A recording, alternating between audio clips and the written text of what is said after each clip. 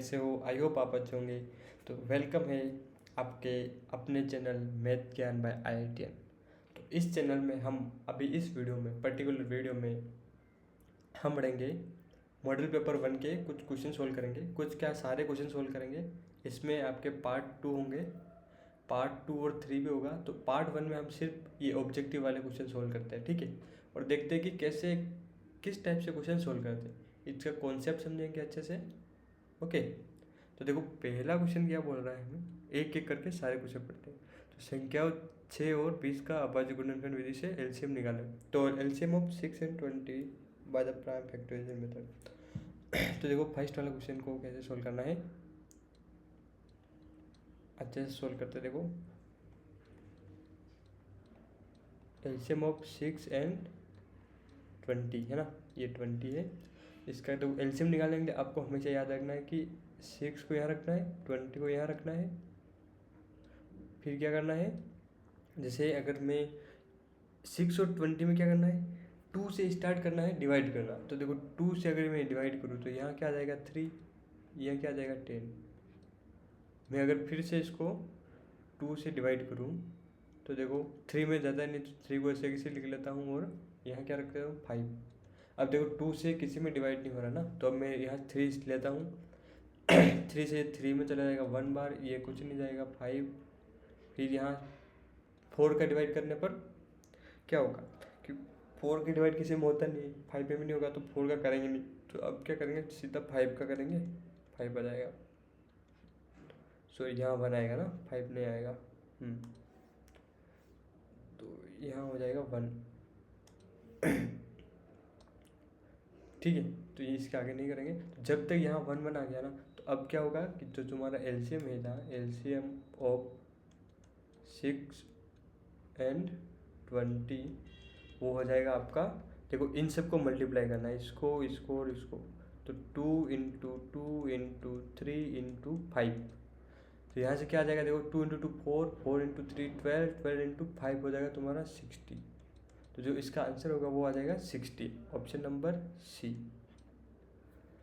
Okay, I hope आपको question आया होगा। तो इस टाइप का क्वेश्चन आएगा हमेशा एलसीएम निकालने का या एचसीएफ निकालने का, दोनों में से एक क्वेश्चन आएगा।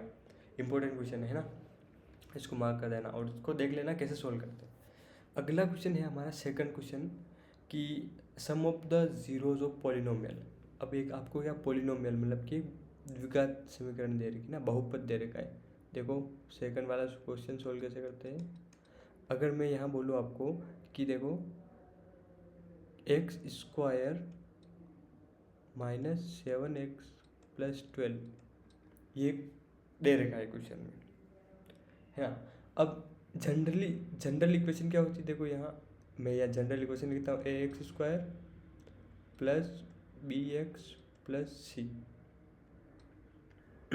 तो अब यहाँ से इसको और इसको कंपैरिजन करो तो यहाँ से a क्या आ जाएगा, a की वैल्यू आ जाएगी। देखो यहाँ x² के आगे कुछ नहीं तो 1 लिख सकता हूँ मैं। तो a की वैल्यू आ जाएगी 1। b की वैल्यू क्या आएगी, देखो b क्या है x का मल्टीप्लाई, और यहाँ b है और x का मल्टीप्लाई क्या है -7। तो b की वैल्यू क्या आ गई -7। ऐसे c की वैल्यू क्या आ जाएगी, देखो c = 12 हो जाएगा। तो आपको a b c मिल गया। तो अब जो मैं यहाँ लिखता हूँ कि जो सम ऑफ द जीरोज क्या होता है, सम ऑफ द जीरोज होता है -b/a, ये याद रखना है। और मल्टीप्लाई ऑफ द जीरोज क्या होगा, वो तो तुम्हारा आता है c/a। तो यहाँ क्या पूछा है, देखो यहाँ पूछा है सम ऑफ द जीरोज। तो सम ऑफ द जीरोज तो यहाँ से क्या आ जाएगा -b/a। तो माइनस और b कितना है, देखो ये b, ये माइनस तो पहले से लिखेंगे। अब b कितना है, b है आपका -7 डिवाइड बाई a कितना है 1। तो यहाँ से क्या आ जाएगा, देखो माइनस प्लस 7 डिवाइड बाई 1 तो 1 ही रहता है। तो ये आ गया आपका आंसर। कौन सा ऑप्शन हो गया, ऑप्शन नंबर बी। ठीक है, यहाँ तक समझ में आया। अगला क्वेश्चन क्या है, देखो ऐसे ही करना, ये क्या है, ये दोनों इम्पोर्टेंट है तो आप इसको याद कर लेना, है ना। अब क्वेश्चन नंबर 3 पढ़ते हैं हम। थर्ड में क्या दे रखा है क्वेश्चन की समीकरण 3x + 2y = 7 में यदि x का मान 5 हो तो y का मान क्या है। ओके, इक्वेशन दे रखी है 3x + 2y = 7। तो देखो यहाँ पर ये इम्पोर्टेंट है कि x की वैल्यू दे रखी कितनी दे रखी 5। तो आपको क्या करना है, अब y की वैल्यू निकालनी। तो y की वैल्यू निकालने के लिए ना जो x की वैल्यू इस इक्वेशन में जहाँ जहाँ पर भी x है वहाँ x की वैल्यू 5 पुट कर दो, 5 डाल दो। तो देखो यहाँ क्या हो जाएगा 3, ये x है तो यहाँ क्या रख दूँ 5 रख दूँ, +2y हमें पता नहीं निकालना है = 7। तो यहाँ से क्या आ जाएगा देखो 3 × 5 हो गए 15 + 2y = 7। तो यहाँ से 2y बराबर क्या आ जाएगा 7 - 15, ये मैं 15 को इधर ले आया तो 2y बराबर हो जाएगा -8, है ना। यहाँ से किया तो y की वैल्यू क्या आ जाएगी -8/2, मतलब कि -4। ओके, ये आपका आंसर आ। तो -4 कौन सा ऑप्शन रहा, सी वाला। ओके, यहाँ तक समझ में आया। अब नेक्स्ट क्वेश्चन करते हैं। यहाँ करते हैं क्वेश्चन नंबर 4। देखिए इसमें दे रखा कि in the given figure DE parallel to BC। DE कौन सा है आपका, ये DE है जो पैरेलल टू क्या है BC है ना। And AD = 1.5 centimetre. AD क्या है ये वाला, ये तुम्हारा जाएगा 1.5 सेंटीमीटर। और DB दे रखा है आपका, DB दे रखा है ये 3 सेंटीमीटर। और AE दे रखा है आपका, ये वाला AE दे रखा है 2 सेंटीमीटर। ओके, तो आपको क्या निकालना है, EC निकालना, EC। तो आपको पता है अगर ये पैरेलल होती है तो आप इनमें एक रिलेशन होता है, क्या होता है देखो मैं यहाँ लिखता हूँ। तो इनमें रिलेशन होता है कि AD अपॉन मतलब कि this divide by this DB, AD upon DB is equal to AE upon EC। तो हमें क्या ये निकालना है, बाकी ये तीनों क्या दे रखी है, दे रखी वैल्यू क्या दे रखी है, AD की वैल्यू क्या दे रखी है 1.5 डिवाइड बाई DB की वैल्यू क्या दे रखी है 3 = AE की वैल्यू क्या दे रखी है 2 = EC हमें पता नहीं निकालना है। तो EC को इधर ले आता हूँ तो ये क्या हो जाएगा 2 × ये 3 ऊपर चला जाएगा डिवाइड बाई ये नीचे आ जाएगा 1.5। तो यहाँ से क्या हो जाएगा देखो EC की वैल्यू आ जाएगी, वो आ जाएगी आपके पास 4 सेंटीमीटर। ओके, यहाँ तक भी समझ में आ गया होगा आपको। तो हाँ, अगर क्वेश्चन समझ में आ रहे हैं या कहीं पे भी दिक्कत हो ना तो आप कमेंट कर देना और अपने फ्रेंड्स के साथ शेयर ज़रूर करना इस वीडियो को, क्योंकि इसमें हम अभी पार्ट 1 है, ये पार्ट 2 में भी करेंगे, पार्ट 3 भी करेंगे। एक मॉडल पेपर के लिए पार्ट 3 तक करेंगे। ऐसे मैं आपको 3-4 मॉडल पेपर कराऊंगा, उसी से आपके मैक्सिमम क्वेश्चन बन जाएंगे और आपको समझ में आ जाएगा कि ऐसे सोल्व करते हैं। ओके, नेक्स्ट क्वेश्चन सोल्व करते हैं अभी फिफ्थ वाला क्या क्वेश्चन है। हाँ ओके, देखो बिंदु यहाँ क्या दे रखा फिफ्थ वाले में कि पॉइंट दे रखा एक, तो ये वाला ये पढ़िए 2.2,3 और 5,6 के बीच की दूरी निकालनी है ना। Distance between the point 2,3 and 5,6। अब देखो जनरली इस टाइप का अगर क्वेश्चन आए तो कैसे सोल्व करना है, तो आपको अगर दो बिंदु दे रखे, दो पॉइंट दे रखे कि कोई कुछ भी हो सकता है x1, y1 एंड x2, इसको सही से लिखता हूँ x2, y2। अगर जैसे दो पॉइंट दे रखे, बोला कि इनके बीच में डिस्टेंस निकालो, तो आपका जो डिस्टेंस का फॉर्मूला होता है वो होता है ये x2 में से तुम ये वाला x1 माइनस कर दो और इसका स्क्वायर कर दो, प्लस y2 में से ये y1 माइनस कर दो और इसका स्क्वायर कर दो। तो देखो इस क्वेश्चन में जो x1 और x2 क्या देगा, देखो यहाँ दे रखा था 2,3 और यहाँ दे रखा था 5,6। तो देखो इस क्वेश्चन में हमारा क्या हो जाएगा x2 माइनस x1 मतलब कि 5 माइनस 2, 5 माइनस 2 का स्क्वायर प्लस 6 माइनस 3 का स्क्वायर। तो यहाँ से देखो क्या आ जाएगा सोल्व करने पर, 5 माइनस 2 कितना 3, 3 का स्क्वायर कितना हो गया 9, प्लस यहाँ पे भी क्या 6 माइनस 3 3 का स्क्वायर हो गया 9। तो जो आपका यहाँ से हो जाएगा 9 प्लस 9 हो गया 18। देखो अगर ये ऑप्शन में नहीं दे रहेगा ना 18, तो इसको हम क्या लिख सकते हैं, और देखो ऐसा लिख सकते हैं 9 इंटू 2। अब 9 को हम रूट से बाहर निकालें तो क्या आ जाएगा 3, और ये 2 ऐसे कैसे रूट के अंदर। तो आपका आंसर क्या हो गया ये, ठीक है। तो इसका आंसर हो गया आपका बी वाला ऑप्शन 3√2। अगला क्वेश्चन सोल्व करते हैं। देखो 6 वाला क्वेश्चन सोल्व करते हैं। उसमें क्या दे रखा है, यदि if theta equal to, theta की वैल्यू दे रखी है आपको 45 डिग्री है ना, हो तो किसकी वैल्यू, किसका मान निकालना है, cos 2 theta divide by sin 2 theta की वैल्यू निकाल। अब देखो थीटा इक्वल टू अगर 45 डिग्री है तो 2 थीटा की वैल्यू क्या हो जाएगी 90 डिग्री है ना, क्योंकि 2 से मल्टीप्लाई करते हैं। तो यहाँ 2 थीटा की जगह क्या रख दो 90 डिग्री रख दो ना।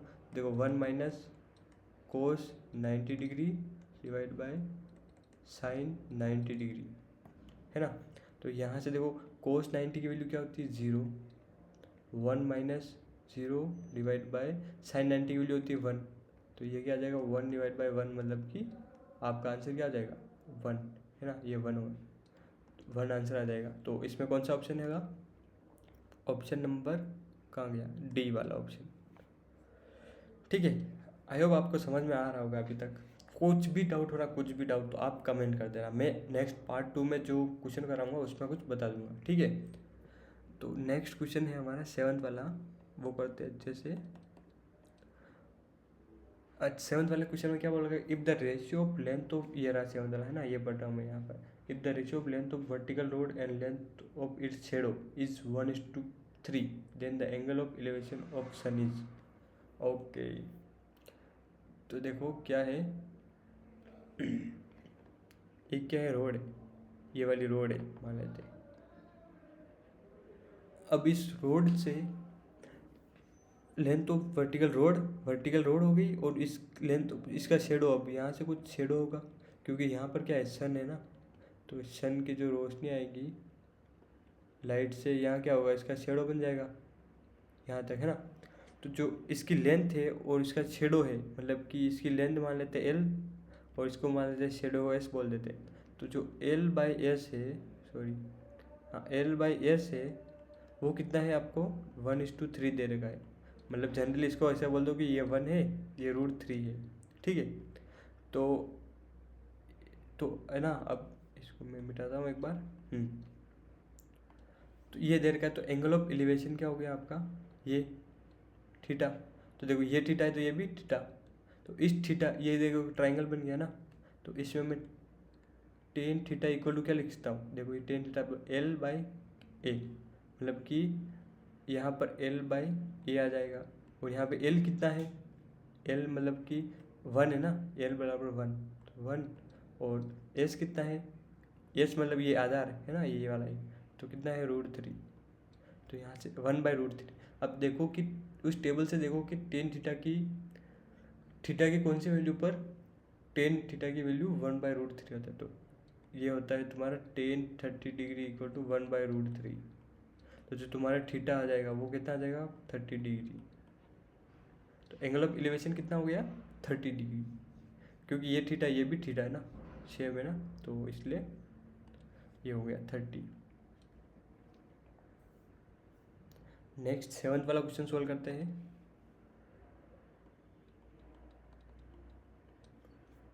7th वाला क्वेश्चन बोल रखा है कि if tangent P A and P B from a point P to a circle with centre O are incline to each other at angle of 80 degree, then P A O is equal to P O is equal to, एक कोई point था P बाहर, वो क्या है इस tangent पे ना, सॉरी इस सर्कल पे टेंजेंट डाल रहा है, यहाँ से पी पॉइंट से टेंजेंट जा रही है।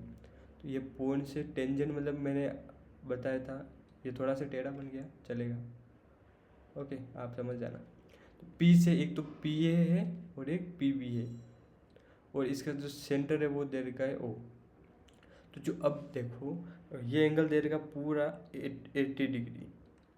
तो हमें पूछा क्या है कि अगर मैं इसको देखो सेंटर से मिलाऊं, तो देखो ये मैंने बता रखा ये एंगल कितना होता है 90 डिग्री होता है, ये एंगल कितना होता है ये भी 90 डिग्री होता है।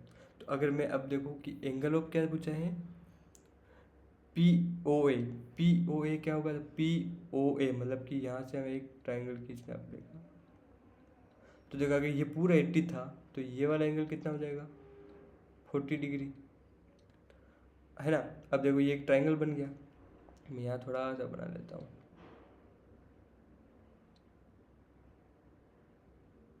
देखो ये 40 हो गया आपका, ये 90 डिग्री है ही, और ये पी था, ये ओ था, ये ए था। तो हम पूछा क्या पी ओ ए मतलब कि एंगल ऑफ ये पी ओ ए है ना, जो बीच में रहता है ना उस वाला एंगल। ये यहाँ पर देखो क्या पूछा था एंगल ऑफ पी ओ ए, मतलब जो बीच वाला होता है ना उस वाले कॉर्नर का एंगल निकालना होता है। तो पी ओ ए ये ओ का एंगल निकालना है। तो देखो 40 था ये 90 था, ट्राइंगल के अंदर टोटल कितना होता है 180, 180 में से क्या कर दूँ माइनस कर दूँ, 40 प्लस 90 कितना होगा 130। तो जो तुम्हारा एंगल आ जाएगा वो कितना आ जाएगा यहाँ से 50 डिग्री। यहाँ तक समझ में आया। तो कहाँ गया 50, ओके ए वाला ऑप्शन। ओके यहाँ तक आई होप आपको समझ में आया होगा। अब क्वेश्चन करते हैं हम 9th वाला। 9th था, हमने कोई मिस कर दिया क्या क्वेश्चन? अच्छा हाँ ये 8th वाला था ना, सो 8th वाला था। फिर अब 9th वाला क्वेश्चन सोल्व करते हैं। 9th वाले क्वेश्चन में क्या दे रखा है देखो, थोड़ा सा नीचे लाता हूँ। A circumference of incline of a square with side, हाँ incircle of a square with side 14 centimetre. Okay, इसमें क्या बोल रहा है कि जो आपका एक स्क्वायर है ना, एक स्क्वायर है जिसकी क्या है इसकी साइड लेंथ है 14 सेंटीमीटर। तो अब इस स्क्वायर के अंदर अगर हम एक इन सर्कल मतलब कि अंदर एक सर्कल बनाऊं, इन सर्कल का मतलब क्या होता है कि ऐसा सर्कल जो इसके अंदर इनकी साइड्स को टच करता है ना। तो अब इसका सर्कल बनाऊं तो इस सर्कल का क्या पूछा है सर्कमफेरेंस सी। सर्कमफेरेंस का फॉर्मूला क्या होता है 2πr। तो देखो हमें आर की वैल्यू नहीं पता है, तो अगर देख यहाँ से देखो अगर मैं यहाँ से यहाँ लाइन खींचूँ तो ये वाली लेंथ टोटल कितनी है 14 सेंटीमीटर। और ये इस सर्कल का क्या होता है डी डायमीटर होता है ना यहाँ से यहाँ तक, तो डी हमें दे रखा है कितना 14 सेंटीमीटर। तो यहाँ से आर रेडियस क्या हो जाएगी 14 डिवाइड बाई 2 मतलब कि 7 सेंटीमीटर। तो यहाँ से मैं सी निकाल सकता हूँ ना, अब सी कितना आ जाएगा 2π इंटू आर की वैल्यू 7। तो यहाँ से सी इक्वल टू 2π की वैल्यू क्या होती है 22/7 इंटू 7, ये 7। तो 7 से 7 गया तो यहाँ क्या बचेगा 22 इंटू 2 मतलब कि 44 सेंटीमीटर। ओके, ये भी 44 सेंटीमीटर आ गया, बी वाला ऑप्शन आ गया। अब क्वेश्चन नंबर 10 करते हैं हम। क्वेश्चन नंबर 10 में क्या दे रखा है कि length of an arc of A sector of angle, मतलब कि थीटा वाले जो हम त्रिज्यखंड होगा ना उसकी चाप की लंबाई क्या होगी। तो देखो मैं अगर अच्छे से बताऊं तो देखो आप समझना, ये एक सर्कल है, इस सर्कल से अगर मैं यहाँ से यहाँ पूरा एंगल बना दूँ मतलब कि मैं कितना घुमा 360 डिग्री घुमा, तो मेरा इस आर्क की लंबाई क्या होगी 2πr होगी ना, पूरा घूम गया तो हम तो 2πr होगी, है ना। अगर मैं यहाँ 1 डिग्री घूमूँ तो कितना आ जाएगा 2πr डिवाइड बाई ये 360 यहाँ आ जाएगा, है ना।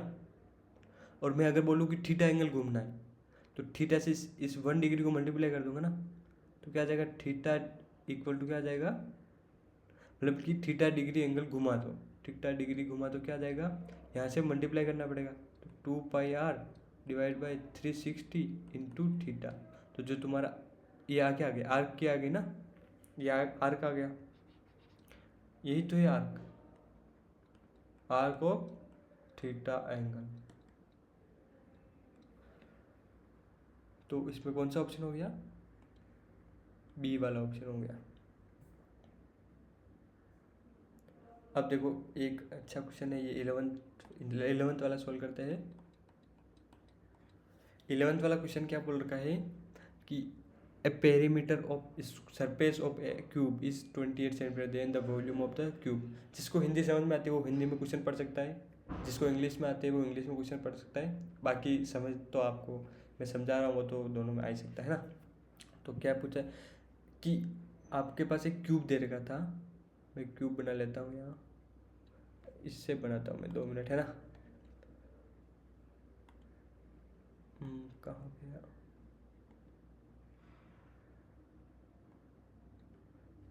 कहाँ गया?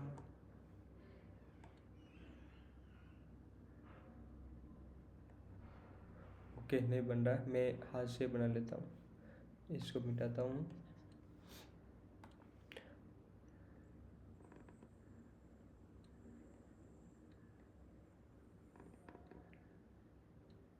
क्यूब तो आई होप आपको बनाना आता होगा, है ना।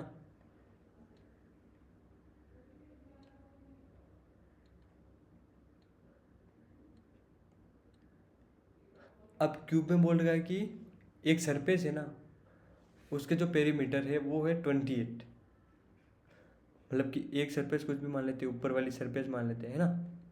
इसका जो अब ऊपर वाली सरफेस अगर हम यहाँ से देखें ऐसा, तो कैसी लगेगी? ऐसी लगेगी, है ना, इस ऊपर से देखने पर। तो इसका जो पेरीमीटर है वो कितना दे रखा है? 28 दे रखा है। अगर इसकी मैं एक लेंथ मान लूँ ए, और क्यूब क्या होती है? क्यूब किसको बोलते हैं? जिसकी सारी साइड्स क्या हो? इक्वल हो। अगर मैं ए एक मान लूँ तो पेरीमीटर क्या हो जाएगा? 4 × ए, क्योंकि ए 4 × ए इक्वल टू क्या दे रखा है? 28 दे रखा है। तो यहाँ से ए की वैल्यू क्या आ जाएगी? 7 सेंटीमीटर, क्योंकि क्या आ जाएगा? 28/4 हो जाएगा ना। तो यहाँ तक समझ में आया। अब ए की वैल्यू आ गई तो मतलब कि इसकी ए लेंथ आ गई, हमें पता चल गई वो कितनी है? 7 सेंटीमीटर है। तो ए 7 सेंटीमीटर है। तो अब क्या होगा कि इसका पूछा क्या है? Volume of cube. Volume of cube क्या होता है? ए क्यूब होता है, ये हमेशा याद रखना, इम्पोर्टेंट है, आ सकता है। तो ए क्यूब हो जाएगा। तो एक ए कितना है आपका? 7 का क्यूब, मतलब कि 7 को 7 बार 3 बार मल्टीप्लाई करना है। तो यहाँ से क्या आ जाएगा? ये भी 7। तो यहाँ से क्या आ जाएगा आपको? 343 सेंटीमीटर क्यूब, है ना। तो इसका आंसर क्या हो जाएगा? हमारा हो जाएगा ए वाला ऑप्शन। अब पूछा क्या है? अब क्वेश्चन है कि a coin is tossed twice, the probability of getting at least 1 head is. एक कॉइन को आपने 2 बार उछाला है ना। तो 2 बार उछाला तो कम से कम एक हेड आने की प्रायिकता पूछी है। तो इसको हम देखो यहाँ लिखते हैं, 12th वाला क्वेश्चन सोल्व करते हैं। इसमें बोल रखा है कि देखो मैं एक कॉइन को 2 बार उछालूंगा, मतलब कि एक बार फर्स्ट बार कॉइन को उछालूंगा, तो अगर फर्स्ट बार कॉइन को उछाला तो हेड आ गया मान। कितनी कंडीशन है हम लिखते हैं? टोटल कंडीशन लिख लेते हैं, टोटल कंडीशन, है ना। वो कितनी? अगर फर्स्ट बार हेड आया और सेकंड बार उछालने पर भी क्या गया? हेड आ गया। या यहाँ ऐसा हो सकता है कि फर्स्ट बार उछाला और हेड आ गया, और सेकंड बार उछालने पर टेल आ गया हो। या ऐसा हो सकता है कि फर्स्ट बार उछाला टेल आया हो, सेकंड बार उछाला तो हेड आया हो। या ऐसा हो सकता है कि फर्स्ट बार उछाला टेल आया हो, सेकंड बार भी क्या हो गया? टेल आया हो। तो टोटल कंडीशन कितनी होगी? 4। इसके अलावा तो कुछ नहीं बन सकते ना। अब पूछा है कि इनमें से कम एक हेड कहाँ है? कम से कम मतलब ज़्यादा से ज़्यादा कितना भी हो सकता है। तो कम से कम देखो, एक हेड यहाँ पर, एक तो हेड यहाँ है, एक हेड यहाँ है एच, एक एच यहाँ है, बट यहाँ कोई भी एच नहीं है ना, तो ये वाला नहीं आएगा। तो टोटल टोटल कितनी कंडीशन बन रही है? 4। और उनमें से ये जो बोल्ड का क्वेश्चन में कि कम से कम एक हेड आने की प्रायिकता, उसमें कितनी कंडीशन बन रही? 3 बन रही। तो जो तुम्हारी प्रायिकता हो जाएगी वो क्या आ जाएगी? 3, मैं यहाँ लिखता हूँ सही से, 3/4। ओके, यहाँ तक समझ में आया। तो आपका इसका आंसर क्या हो जाएगा? 3/4 हो जाएगा। अब क्वेश्चन नंबर 12 है, सॉरी 13 है कि क्वेश्चन नंबर 13 देखा कि the lowest number when multiplied by 27 is given natural number. तो देखो नेचुरल नंबर क्या होता है, नेचुरल नंबर होता है आपका जो 1 से स्टार्ट होता है 2 3 समथिंग समथिंग करके इन्फाइनिटी तक जाता है। तो 3 4 5 मतलब ये क्या इंटीजर होने चाहिए ना, इंटीजर मतलब कि पूर्णांक होने चाहिए सब, 1 2 3 4, वैसे पॉइंट पे नहीं होना चाहिए 3.5 3.4 4.5 ऐसा कुछ भी नहीं होना चाहिए। तो अब जो आप दे रखा है √27 को हम किससे मल्टीप्लाई करेंगे ये क्या हो जाए, नेचुरल नंबर बन जाए। तो √27 को देखो मैं क्या लिख सकता हूँ, और ऐसा लिख सकता हूँ 9 × 3, और इस 9 को मैं अगर रूट से बाहर निकालूँ तो क्या आ जाएगा, 3 बाहर आ जाएगा और ये 3 अंदर रह जाएगा। अब इसको मैं किससे मल्टीप्लाई करूँ कि ये ना √3 रहा, तो इसको ये √3 भी क्या हो जाएगा, इंटीजर बन जाए ना। तो इस √3 को अगर मैं √3 से मल्टीप्लाई कर दूँ तो देखो √3 और √3 क्या हो जाएगा, 3 हो जाएगा। तो यहाँ 3 × 3 बन जाएगा, मतलब ये 9 और ये नेचुरल नंबर बन गया। तो हमने इस संख्या को किससे मल्टीप्लाई किया था, √3 से। तो इसका आंसर क्या आ जाएगा, √3। ओके, बी वाला ऑप्शन। अब हम 14 वाला क्वेश्चन करते हैं। Zeros of polynomial x² - x है ना, तो जीरोज निकालना है। तो इसको जीरोज कैसे निकालते हैं हम, देखो इसको हम क्वेश्चन नंबर ये कौन सा 14 वाला, x² - x - 6। जीरोज निकालने के लिए हम क्या करते हैं, देखो जनरली ये मैंने एक वीडियो में पढ़ा रखा है, आप जा सकते हैं उसमें, पॉलिनोमियल वाले है ना, पॉलिनोमियल के मेरे फ्रेंड ने पढ़ा रखा है, अच्छे से पढ़ा है, तो आप वहाँ जाके देख सकते हैं। यहाँ मैं क्वेश्चन सोल्व करता हूँ इसको, है ना।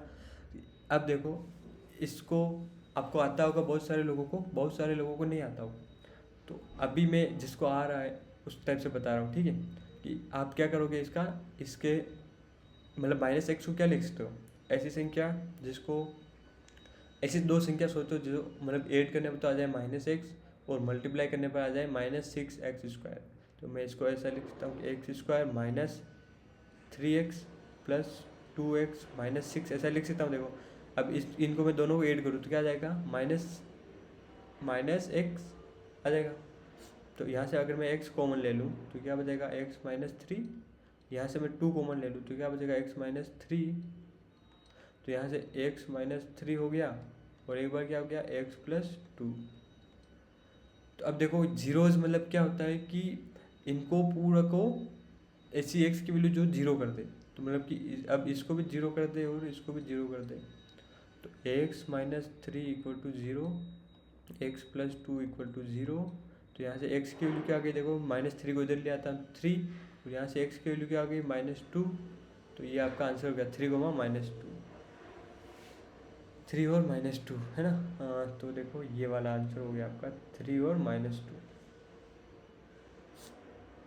15 वाला क्वेश्चन है आपका, 15 वाला क्वेश्चन सोल्व करते हैं। 15 वाला क्वेश्चन क्या दे रखा है, 15 है ना, कि देखो the in equation is 3x - 5y + k = 0 if x = 2 और y = -3। इसमें क्वेश्चन में बोला है कि जो तुम्हारा इक्वेशन है ना, क्या थी, 3x - 5y + k = 0, ये इक्वेशन थी ना। अब इसमें मैं अगर x की वैल्यू 2 डालूँ और y की वैल्यू -2 डालूँ तो k का वैल्यू क्या आएगा, k का मान क्या आएगा, ऐसा पूछा है। तो k का मान देखो, यहाँ जहाँ जहाँ पे भी x है वहाँ तुम 2 डाल दो, जहाँ जहाँ y है वहाँ तुम -2 डाल दो। तो देखो 3 × ये x की जगह क्या डाल दूँ, 2 -5 × इस y की जगह क्या डाल दूँ, -2 + k = 0। तो देखो 3 × 2 कितना हो गया, 6। अब ये माइनस क्या हो गया, +5 × 2 हो गया 10 + k = 0। यहाँ से कितना होगा, 16 + k = 0। k को यहीं रख देता हूँ तो 16 को इधर ले आता हूँ तो -16 आ जाएगा। तो जो तुम्हारा k की वैल्यू आई वो कितनी आ गई, -16। ओके, नेक्स्ट क्वेश्चन करते हैं 16 वाला। 16 वाला है आपका इस देखो इसमें आपको क्या क्वेश्चन ध्यान से पढ़ो। कि हिंदी में पढ़ता है ना, AD और PM त्रिभुजों ABC और PQR की क्रमशः माध्यिका है, जबकि ABC और PQR जो त्रिभुज है वो दोनों क्या सर्वांग समूह। यदि यदि AB/PQ 3:5 है तो AD/PM क्या होगा, है ना। सबसे पहले तो आपको दो ABC और PQR की ये क्या ट्रायंगल दे रखा है ना, त्रिभुज दे रखा है, तो उसको आप बना लो एक बार अच्छे से। तो मैं यहाँ बनाता हूँ, देखो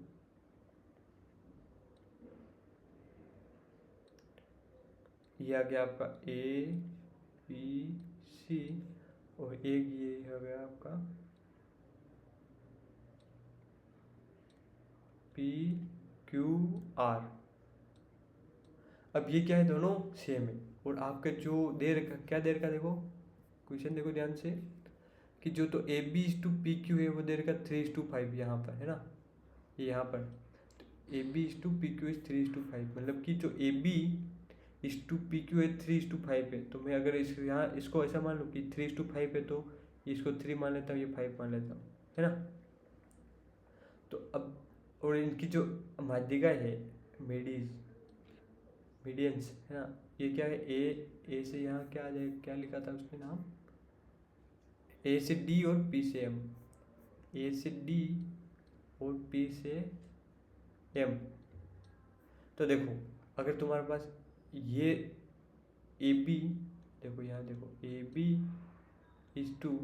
AB/PQ दे रखा है आपको 3:5, तो जो AD/PM होगा, AD/PM होगा वो भी 3:5 ही होगा, क्योंकि ट्रायंगल सेम है ना सरवांश, ठीक है। तो AD/PM भी होगा 3:5, तो जो 3:5 मतलब कि जो तुम्हारा, इसको ऐसा भी लिखते हैं, AD/PM हो जाएगा तुम्हारा 3:5। ओके, ये भी क्वेश्चन समझ में आया होगा आपको, क्यों नहीं आएगा, है ना। क्वेश्चन नंबर हम करते हैं, हम एक से 2 लाख क्वेश्चन और बाकी वो करते हैं।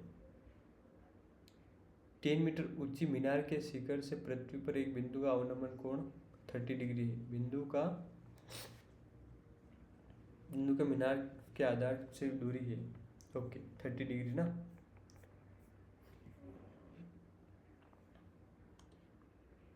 क्वेश्चन नंबर है आपका 17।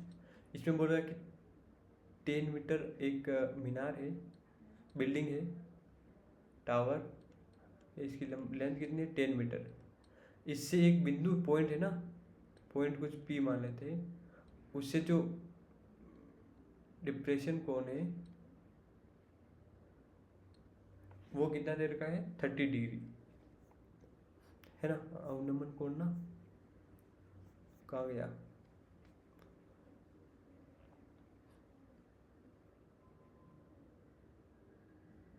क्वेश्चन नंबर, हाँ ये वाला, अवनमन कोण देगा 30 डिग्री, तो बिंदु मीनार के आधार से दूरी निकालनी है ना।